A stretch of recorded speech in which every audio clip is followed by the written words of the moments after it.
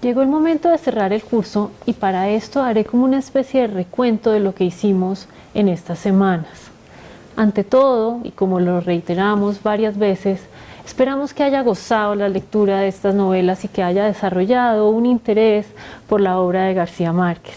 Específicamente, esperamos que haya gozado con este proceso de atar cabos para identificar la forma en que se relacionan las obras entre sí y que haya disfrutado de este proceso de identificar las relaciones intertextuales.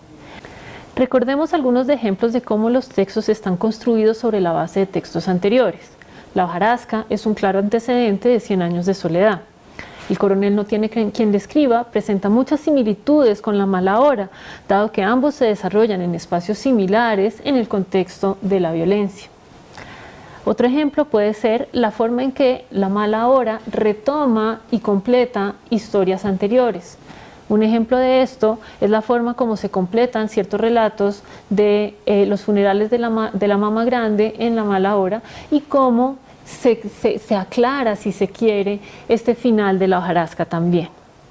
Este gesto se llevará a la perfección en 100 años de soledad, donde también se retoman personajes, situaciones, problemáticas y se amplían o se cambian. Recordemos cómo estructuramos el curso. Lo hicimos a partir de las siguientes secciones: el autor, la lectura, el lenguaje y la estructura, dimensiones del tiempo y el espacio.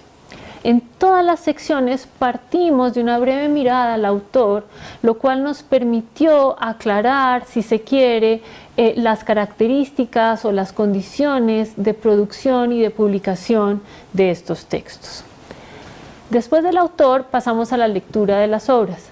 Esperamos que hayan podido identificar que la lectura de novelas breves, tales como La hojarasca o El coronel no tiene quien le escriba, se diferencia tanto de la lectura de cuentos breves como de la lectura de novelas un poco más largas, como lo son La mala hora y 100 años de soledad. Después de la lectura pasamos a una gran sección llamada El lenguaje y la estructura. Con respecto a la estructura, espero que hayan podido identificar la importancia de detenernos tanto en el título como en los primeros capítulos de la novela, que funcionan como una especie de microcosmos que encapsula, si se quiere, los aspectos fundamentales de la novela. Este ejercicio lo hicimos, por ejemplo, con El coronel no tiene quien le escriba y con 100 años de soledad. Dejamos por fuera muchos títulos sumamente sugerentes. Se me viene a la mente, por ejemplo, Un día de estos.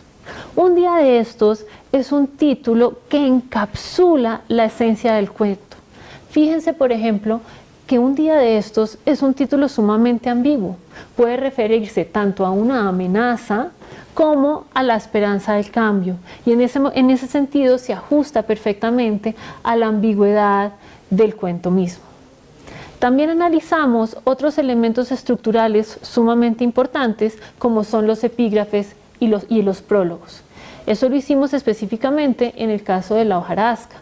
Vimos cómo secciones tan breves como el epígrafe y el prólogo pueden darle dimensiones completamente diferentes al contenido de la obra.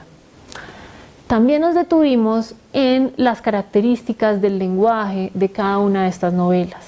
Vimos, por ejemplo, la importancia del multiperspectivismo en el caso de La hojarasca. Vimos la importancia del ritmo de la prosa en El coronel no tiene quien le escriba. Vimos la importancia de la enumeración, la hipérbole y la repetición en el caso de Los funerales de la Mama Grande. Estrategias que luego se retoman magistralmente en 100 años de soledad y son las que permiten crear este ritmo envolvente que tanto caracteriza al autor. Después del lenguaje y estructura pasamos a estudiar las dimensiones del tiempo. En esta sección estudiamos los intervalos en los cuales suceden las novelas. Si me ocurre, por ejemplo, la media hora en La hojarasca, unos cuantos días de tregua en La mala hora y los 100 años en el caso de 100 años de soledad. En esta sección también abordamos temas como la violencia. Vimos que la violencia es absolutamente fundamental en la obra de García Márquez y que lo caracteriza quizás es esta forma sutil, si se quiere, de abordar la violencia. En esta sección también abordamos temas que trascienden cualquier tiempo o cualquier periodización, y un ejemplo de esto puede ser el dilema ético en La hojarasca. En la siguiente sección, el espacio y sus funciones, estudiamos aspectos específicos, tales como la relación entre la esfera pública y la esfera privada.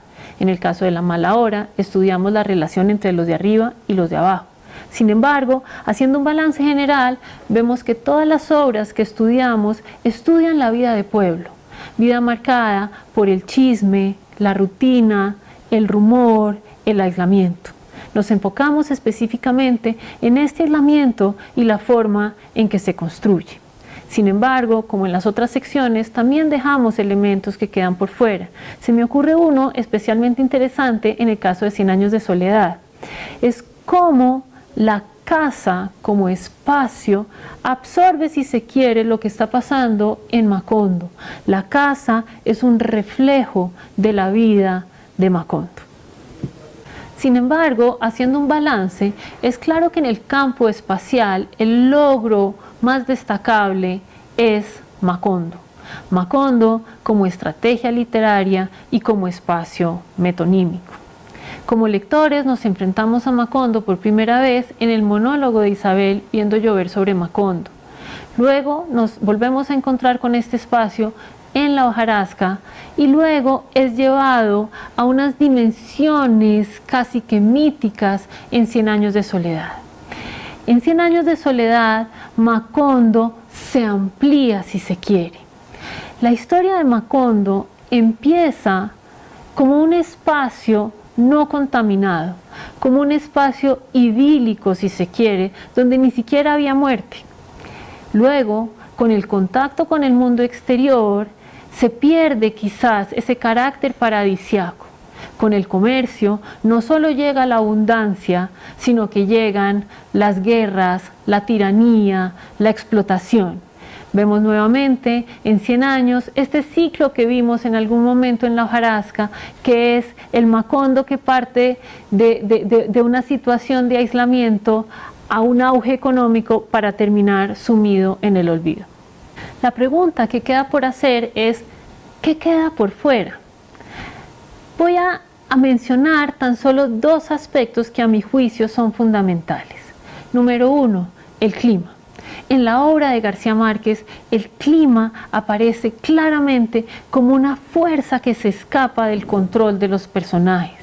Veamos, por ejemplo, la importancia del clima en un cuento como La siesta del martes. Si no es por la condición atmosférica que hace que la siesta sea ineludible, no habría cuento. Reiteremos, por ejemplo, la importancia del clima en la construcción del ambiente de odio y de terror en La mala hora. Y veamos finalmente la importancia del clima en 100 años de soledad. En Macondo llovió 4 años, 11 meses y 2 días, siendo un diluvio que marca el inicio, si se quiere, de la decadencia de Macondo. Y pensemos claramente en la condición atmosférica que caracteriza el final de la obra con este gran viento que deja a Macondo sumido en el olvido. Otro aspecto fundamental es la importancia del destino. Vemos que en muchas obras de García Márquez los personajes no pueden escapar a su destino porque todo está escrito. Eso lo vemos claramente en el prólogo de La hojarasca y lo vemos de principio a fin en lo que es 100 años de soledad. Terminado este balance, los invito a que se unan a la segunda parte del curso, en la cual analizaremos novelas tales como El general en su laberinto, El otoño del patriarca, Del amor y otros demonios, El amor en los tiempos del cólera y algunos cuentos cortos. Los invito a que vean por qué, después de la publicación de 100 años de soledad, la producción literaria de García Márquez da un giro. Y los invito a que sigan explorando su obra.